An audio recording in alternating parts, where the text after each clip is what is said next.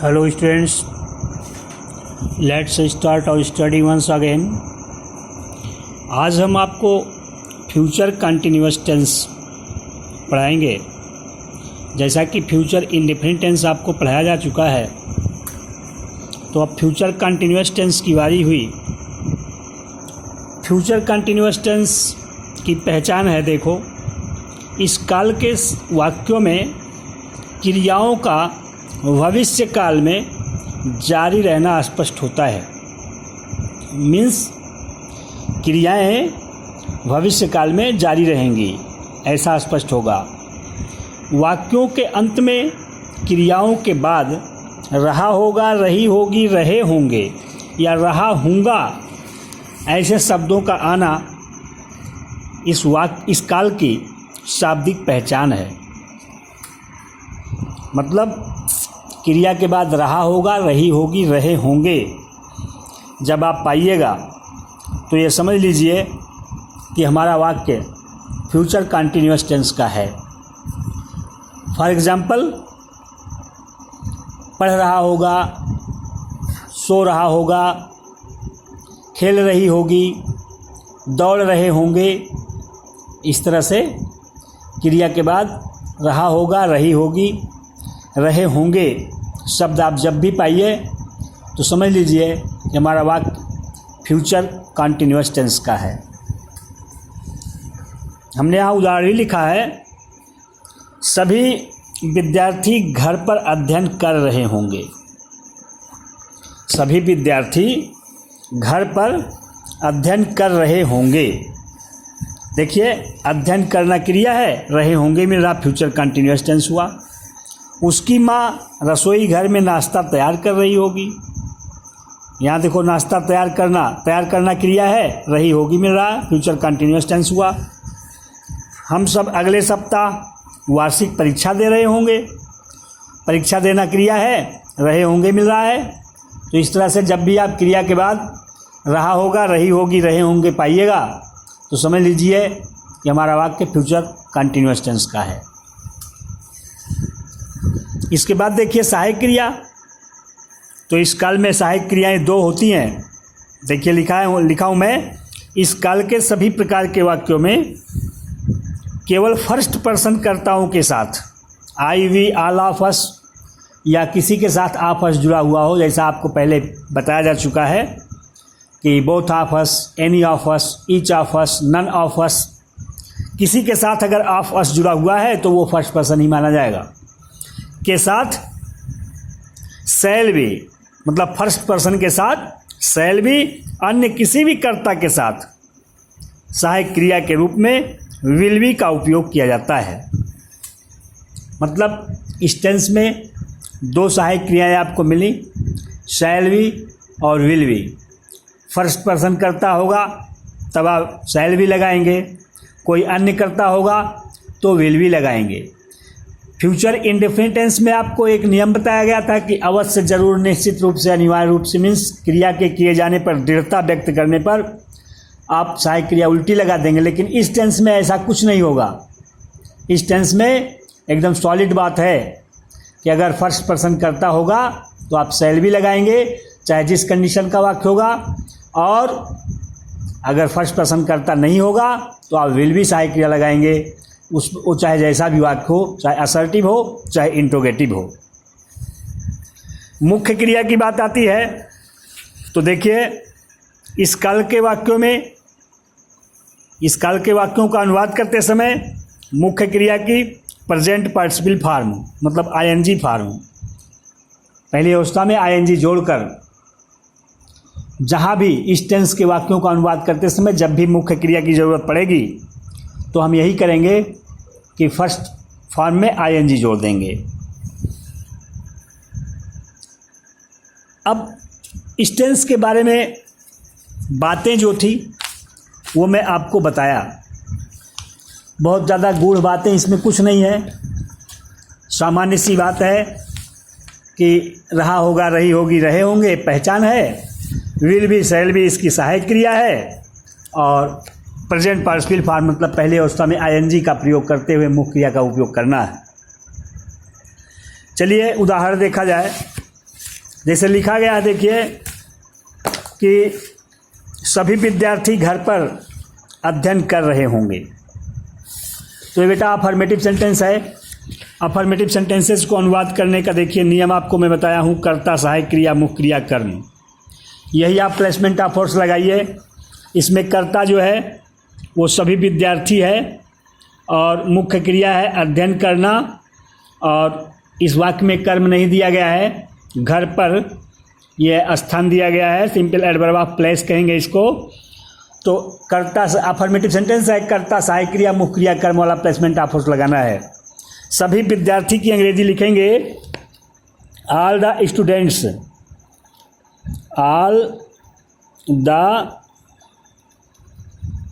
Students. सहायक क्रिया चूंकि फर्स्ट पर्सन है नहीं करता, इसलिए सहायक क्रिया हम लिखेंगे will we, will we, all the students will we.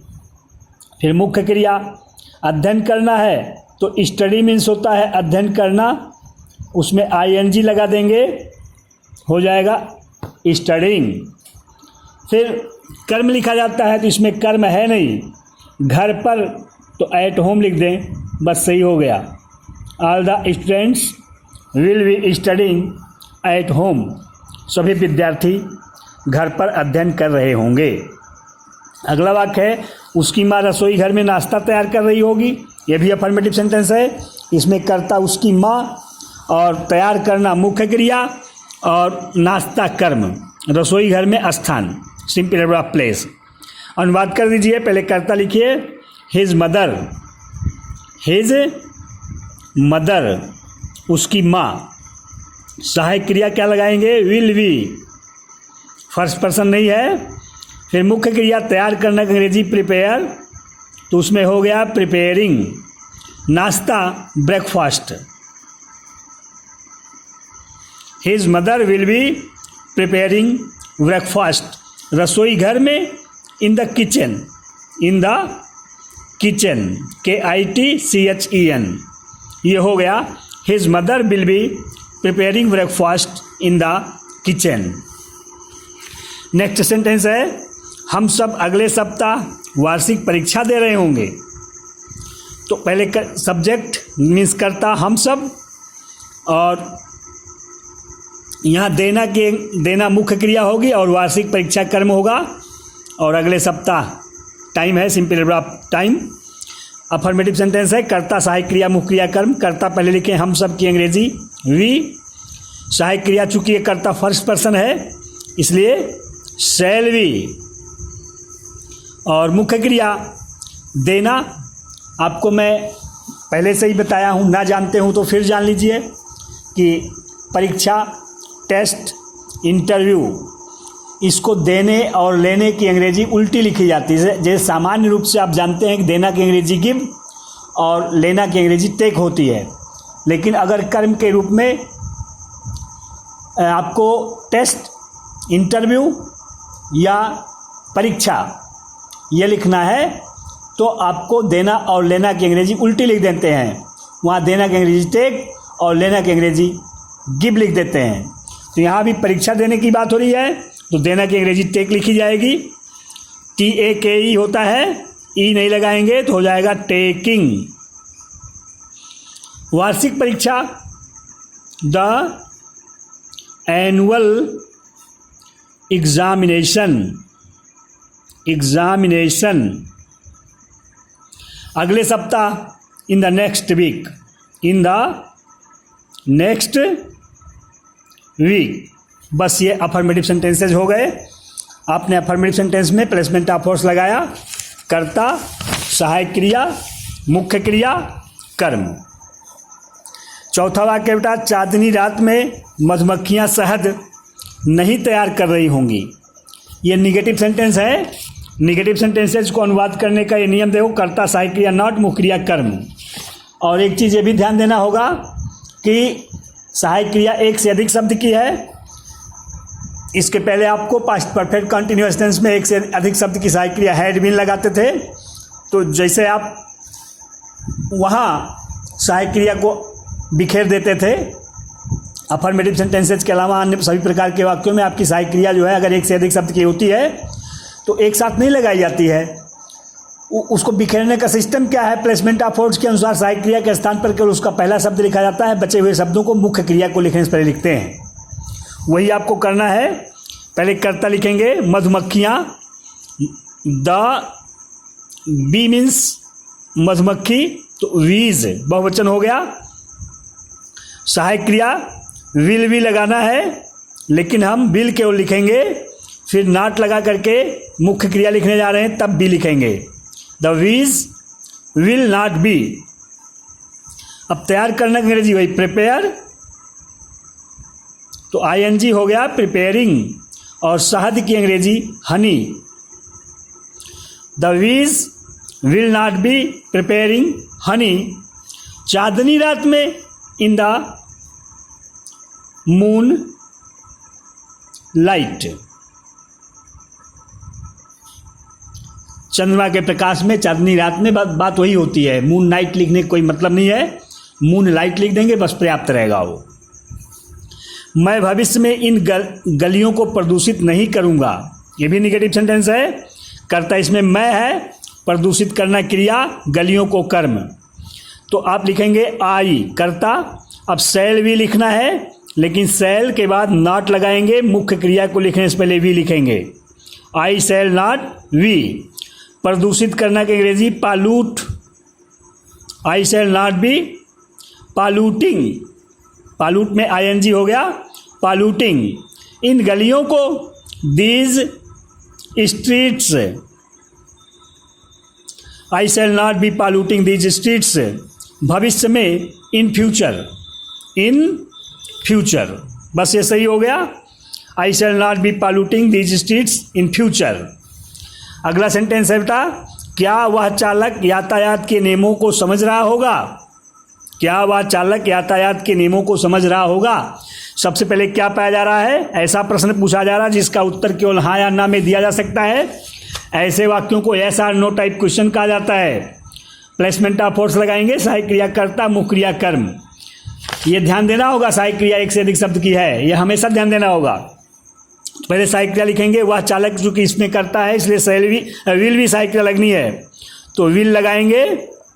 फिर कर्ता वह चालक मतलब that driver, will that driver. मुख्य क्रिया लिखने जा रहे हैं तो सहायक क्रिया का बचा हुआ भाग विल दैट ड्राइवर वी। समझना की अंग्रेजी अंडरस्टैंड, तो understanding. Will that driver we understanding. अब यातायात के नियमों को, यही तो कर्म है, the traffic rules, traffic rules, question mark लगा दें बस सही हो गया। विल दैट ड्राइवर भी अंडरस्टैंडिंग द ट्रैफिक रूल्स। क्या वह चालक यातायात के नियमों को समझ रहा होगा? क्या प्रशासन संक्रमित लोगों की छटनी कर रहा होगा? देखिए प्रशासन इसमें करता है और छटनी करना मुख्य क्रिया है, और संक्रमित लोगों की ये इनडायरेक्ट ऑब्जेक्ट है। किसकी छटनी करने के बाद संक्रमित लोगों की, तो यस और नो टाइप क्वेश्चन है। प्रशासन करता है इसलिए सहायक क्रिया विल भी लगना है, विल। प्रशासन की अंग्रेजी the administration, will the administration. Be लिख देंगे, मुख्य क्रिया लिखने जा रहे हैं। छटनी करने की अंग्रेजी रिट्रेंच, रिट्रेंच, उसमें ING हो गया रिट्रेंचिंग। संक्रमित लोगों की the infected, the infected people, question mark लगा देंगे बस सही हो गया। Will the administration be retrenching the infected people. क्या प्रशासन संक्रमित लोगों की छटनी कर रहा होगा? क्या हम दोनों उस उपदेशक की आलोचना नहीं कर रहे होंगे? ये देखिए बेटा, यस और no type question in negative हो गया, जिसमें सबसे पहले क्या और बीच में नहीं पाया जाए उसे yes or no type question in negative कहा जाता है। Yes or no type question in negative में प्लेसमेंट ऑफ वर्ड्स लगाया जाता है। बार बार मैं आपको दिखाता हूँ, सहायक क्रिया कर्ता, नॉट, मुख्य क्रिया कर्म, यही प्लेसमेंट ऑफ वर्ड्स लगाएं। ये ध्यान दिए रहिएगा कि सहायक क्रिया एक से अधिक शब्द की है। हम दोनों फर्स्ट पर्सन होगा तो शैल भी लगाना है, हो जाएगा शैल। हम दोनों की अंग्रेजी बोथ ऑफ अस। नॉट मुख्य क्रिया लिखने जा रहे हैं तो सहायक क्रिया का बचा हुआ भाग shall both of us not be. आलोचना करना की अंग्रेजी क्रिटिसाइज। क्रिटिसाइज उसमें आईएनजी हो गया, क्रिटिसाइजिंग उस उपदेशक की, ये इनडायरेक्ट ऑब्जेक्ट है, दैट प्रीचर। प्रीच माने उपदेश देना होता है, प्रीचर मतलब उपदेशक हो गया, बस ये सही हो गया। Shall both of us not be criticising that preacher. इसके बाद देखो, आज मैं थोड़ा से कुछ अलग इंटरोगेटिव सेंटेंस बना दिया हूं। इन दिनों उसके पिताजी किसकी कार चला रहे होंगे। एक चीज़ ये ध्यान दो कि किसका, किसकी, किसके, इसकी अंग्रेजी हुज भी होती है और हुम भी होती है। अगर किसका, किसकी, किसके शब्द किसी क्रिया से ठीक पहले पाया जाए तो उसकी अंग्रेजी हुम होती है और उसमें शुद्ध रूप से WH टाइप क्वेश्चन लगाया जाता है। लेकिन यदि किसका, किसकी, किसके शब्द किसी संज्ञा के पहले पाए जाएं तो पहली बात तो यह है कि वह संज्ञा उनके साथ जुड़ जाती है। ये देखो किसकी और ये कार संज्ञा है, ये जहां भी रहेंगे एक साथ में जाएंगे, ये ध्यान देने की बात है। ऐसा उदाहरण पहली बार आपको मैं बता रहा हूं। तो ऐसे कई शब्द हैं, किसका, किसकी, किसके, अगर ये क्रिया के पहले हो तो उसकी अंग्रेजी हुम होती है, और किसका, किसकी, किसके अगर संज्ञा के पहले हो तो उसकी अंग्रेजी हुज होती है। और हुज ये जो है वो इंट्रोगेटिव एडजेक्टिव है, इसके तुरंत बाद संज्ञाएं पाई जाती हैं। अगर ये संज्ञा जो इनके सब इस शब्द के बाद जो संज्ञा पाई जा रही है, अगर ये वाक्य में कर्ता हो तब तो अफर्मेटिव वाला प्लेसमेंट ऑफ फोर्स लगाया जाता है, ये इसको एक साथ में रख करके। और अगर ये कर्म हो, कर्ता ना हो, कर्म हो या एडवर्ब हो, तब इसको साथ में रख करके WH टाइप क्वेश्चन लगाया जाता है। तो यहाँ इस वाक्य में कर्ता उसके पिताजी है, कार जो है वो कर्म है, तो ये WH टाइप क्वेश्चन लगाया जाएगा। पहली बात ये जानिए कि यहाँ किसकी अंग्रेजी हुज है, हुम नहीं हो सकती है, हुज है, और ये WH टाइप क्वेश्चन लगाएंगे। लिखेंगे हुज कार, हुज कार, उसके पिताजी करता है इसलिए विल भी लगाना है, तो विल प्रश्न सूचक शब्द सहायक क्रिया करता है। हिज फादर मुख्य क्रिया लिखने जा रहे हैं तो बी। चलाना की अंग्रेजी ड्राइव, उसमें ING हो गया driving. Whose car will his father be driving. इन दिनों मतलब दीज डेज, दीज डेज, बस सही हो गया ये। इस तरह से देखिए, whose car will his father be driving these days.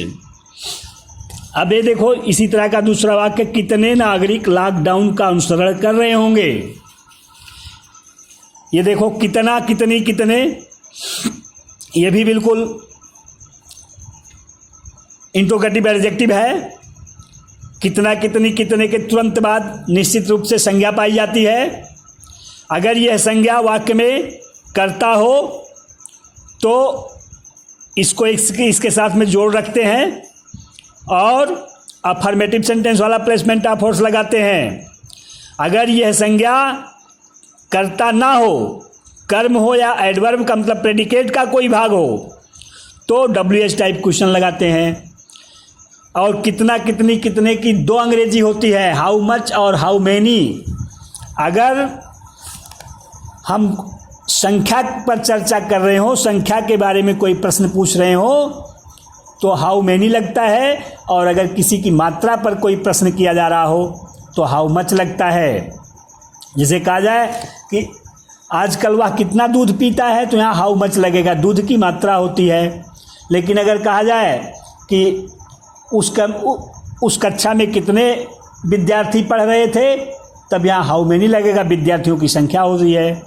इसी तरह से यहाँ नागरिक है तो नागरिक की संख्या होती है, यहाँ हाउ मैनी इसकी अंग्रेजी होगी। आप और अफर्मेटिव सेंटेंस वाला प्लेसमेंट ऑफ फोर्स इसमें लगाया जाएगा, चूंकि नागरिक जो है वो करता है। अगर ये करता ना होता, प्रेडिकेट का कोई भाग होता, कर्म होता या एडवर्ब होता, तो WH टाइप क्वेश्चन लगाया जाता। अब यहाँ अफर्मेटिव वाला प्लेसमेंट ऑफ फोर्स लगाएंगे, कर्ता, सहायक क्रिया, मुख्य क्रिया, कर्म। How many citizens, how many citizens, सहायक क्रिया विल बी, और मुख्य क्रिया अनुसरण करना का अंग्रेजी फॉलो, उसमें ING हो गया फॉलोइंग, और लॉकडाउन की अंग्रेजी the lockdown. How many citizens will be following the lockdown. इस तरह का उदाहरण मैं सभी टेंसेज में बताने की कोशिश करूंगा, आप इसे समझिएगा। जैसे ये किसका, किसकी, किसके, कितना, कितनी, कितने होता है, वैसे कैसा, कैसी, कैसे भी होता है। कैसा, कैसी, कैसे की अंग्रेजी हाउ और व्हाट टाइप ऑफ होती है। अगर कैसा, कैसी, कैसे किसी क्रिया के पहले हो तो उसकी अंग्रेजी हाउ होती है, और अगर कैसा, कैसी, कैसे शब्द किसी संज्ञा के पहले हो तो उसकी अंग्रेजी व्हाट टाइप ऑफ होती है। तो कितना, कितनी, कितने, कैसा, कैसी, कैसे, किसका, किसकी, किसके, और किस शब्द ऐसा है, किस मीन्स व्हिच, ये रिलेटिव इंट्रोगेटिव एडजेक्टिव होते हैं। इनके तुरंत बाद संज्ञाएं पाई जाती हैं, तब उनमें निश्चितता नहीं होती है कि हम WH टाइप क्वेश्चन लागू करेंगे या अफर्मेटिव लागू करेंगे। ये ध्यान देना होता है इन शब्दों के बाद पाई जाने वाली संज्ञा अगर वो वाक्य में करता है तो अफर्मेटिव प्लेसमेंट ऑफ फोर्स लागू किया जाता है, और अगर करता नहीं है, कर्म है या एडवर्ब का कोई भाग है, तो WH टाइप क्वेश्चन फॉलो किया जाता है। ये थोड़ा से सभी वाक्यों के सभी टेंस में बताए गए वाक्यों से थोड़ा से अलग था, आप ध्यान दीजिएगा इस पर। अब उस मंदिर में दीपक कौन जला रहा होगा। अब इसमें देखो करें, अब उस मंदिर में दीपक कौन जला रहा होगा, कौन के द्वारा पूछने वाला प्रश्न है। अफर्मेटिव वाला प्लेसमेंट ऑफ फोर्स लगेगा, कर्ता के स्थान पर हु लिख देंगे, हो जाएगा who will be, who will be, और जलाना की अंग्रेजी लाइट, तो लाइटिंग हो गया, या लिट माने भी जलाना होता है, लिट माने सुलगाना होता है, तो हम लाइट हमने लिख दिया। बर्न माने भी जलाना, तो हु विल बी लाइटिंग दीपक की अंग्रेजी lamp, who will be lighting the lamp उस मंदिर में, इन दैट टेम्पल, और अब की अंग्रेजी नाउ। इसमें देखो स्थान और समय ये दोनों दिया गया था, तो पहले स्थान लिखा जाता है तब समय लिखा जाता है, ये आपको मैं बताया हूँ। पहले प्लेस लिखा जाता है तब टाइम लिखा जाता है। इस गांव में उन परंपराओं को कौन नहीं निभा रहा होगा। अब कौन और नहीं ये दोनों आ गया है, तो WH टाइप क्वेश्चन इन निगेटिव, लेकिन WH टाइप क्वेश्चन इन निगेटिव वाला प्लेसमेंट ऑफ फोर्स नहीं लगाया जाएगा। इसमें क्या लगाया जाएगा, निगेटिव वाला लगाया जाएगा, क्योंकि कौन वाला जब वाक्य रहता है, कौन के द्वारा प्रश्न पूछा जाता है तो अफर्मेटिव लगाया जाता है, और कौन नहीं है तो निगेटिव लगा दिया जाएगा। कर्ता के स्थान पर हु लिख देते हैं, सहायक क्रिया will not B, who will not B.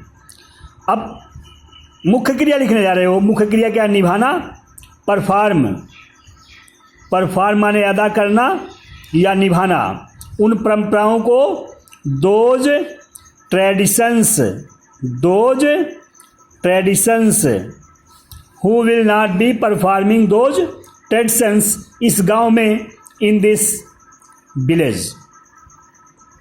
बस इस तरह से ये आप देखें कि WH टाइप क्वेश्चन था, WH टाइप क्वेश्चन निगेटिव था, लेकिन इसमें अफर्मेटिव वाला प्लेसमेंट ऑफ फोर्स लगा, इसमें निगेटिव वाला प्लेसमेंट ऑफ फोर्स लगा, क्योंकि कौन के द्वारा प्रश्न पूछा जा रहा था। आप अगले वर्ष कैसे विज्ञापनों को दोहरा रहे होंगे। यहाँ देखो कैसा, कैसी, कैसे, अगर ये क्रिया के पहले होता तो इसकी अंग्रेजी हाउ होती, ठीक, लेकिन क्रिया यहाँ नहीं, दोहराना क्रिया है। अगर ये होता कि आप अगले वर्ष विज्ञापनों को कैसे दोहरा रहे होंगे, तब इसकी अंग्रेजी हाउ होती, क्योंकि क्रिया के पहले रहता। यहाँ ये संज्ञा के पहले है। अब संज्ञा के पहले है तो ये जानो कि ये इंट्रोगेटिव एडजेक्टिव है, इसको इसके साथ में रखना पड़ेगा, और जहाँ भी ये जाएगा पूरा एक साथ में जाएगा। अब चाहे अफर्मेटिव वाला प्लेसमेंट ऑफ फोर्स लगे और चाहे WH टाइप क्वेश्चन लगे, इसमें कैसे की अंग्रेजी व्हाट टाइप ऑफ हो जाएगी। और ये देखेंगे कि विज्ञापन शब्द इस वाक्य में कर्ता है कि कर्ता नहीं है। कर्ता तो इसमें आप है, इसका मतलब ये कर्ता नहीं है। WH टाइप क्वेश्चन फॉलो किया जाएगा। प्रश्न सूचक शब्द, सहायक क्रिया, कर्ता, मुख्य क्रिया, कर्म। कैसे की अंग्रेजी आप लिखेंगे, what type of advertisements, what type of advertisements. अब ये आपका प्रश्न सूचक शब्द बना। सहायक क्रिया विल, कर्ता यू, मुख्य क्रिया लिखने जा रहे हो, सहायक क्रिया का बचा हुआ भाग बी, और दोहराने की अंग्रेजी रिपीट, उसमें ING हो गया रिपीटिंग, अगले वर्ष नेक्स्ट ईयर। बस इस तरह से हो गया। भालू का बच्चा उन्हें क्यों नहीं काट रहा होगा। अब देखो क्यों और नहीं पाया जा रहा, WH टाइप क्वेश्चन इन निगेटिव है, तो आप लिखेंगे प्रश्न सूचक शब्द, सहायक क्रिया, कर्ता, नॉट, मुख्य क्रिया, कर्म। पहले प्रश्न सूचक शब्द लिखेंगे वाई, फिर सहायक क्रिया विल भी लगाना, क्योंकि भालू का बच्चा फर्स्ट पर्सन नहीं है, तो वाई विल, भालू का बच्चा, द बियर कब, ऐसे लिखिएगा, वाई विल द बियर कब, नॉट, और मुख्य क्रिया लिखने जा रहे हैं तो सहायक क्रिया का बचा हुआ भाग बी लिख दिया, और काटना का अंग्रेजी बाइट होता है तो विटिंग हो जाएगा, बाइट विट बिटेन होता है, ये BITE रहता, ई निकल जाएगा, ING जुड़ जाएगा। वाई विल द बियर कब नॉट बी विटिंग, उन्हें मतलब देम, इनडायरेक्ट ऑब्जेक्ट है, बस एक सही हो गया, क्वेश्चन मार्क लगा दिया। वाई विल द बियर कब नॉट बी विटिंग देम। ये देखो इसका प्रोनाउंसिएशन बाइट बिट बिटेन होता है, तो बाइटिंग भी पढ़ते हैं लोग, विटिंग भी पढ़ते हैं, हम बिटिंग कर रहे थे, बाइटिंग कहिएगा। वाई विल द बियर कब नॉट बी वाइटिंग देम, बस ये सही हो गया। इस तरह से फ्यूचर कंटिन्यूअस टेंस पूरा हुआ।